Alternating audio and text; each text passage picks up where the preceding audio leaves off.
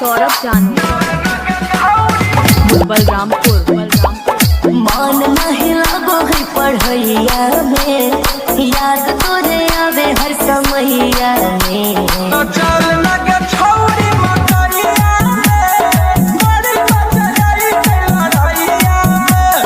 सूत के मन है मड़ैया में, दर्द करो है तोरी हैया में।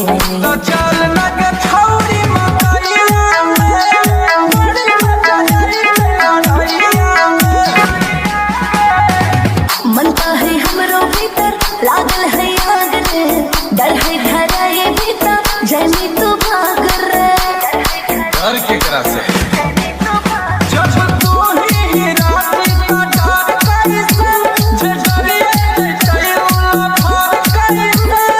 घुमबै हम बाघ बधैया में, मजा लेबै हवा पुरवैया में।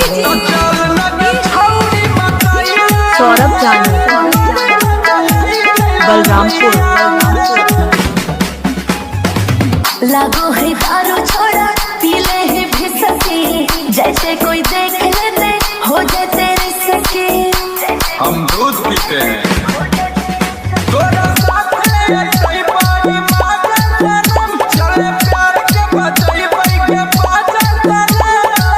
मन गुंजन कोनो पैया में, घुस जैबै हरियर पतैया में।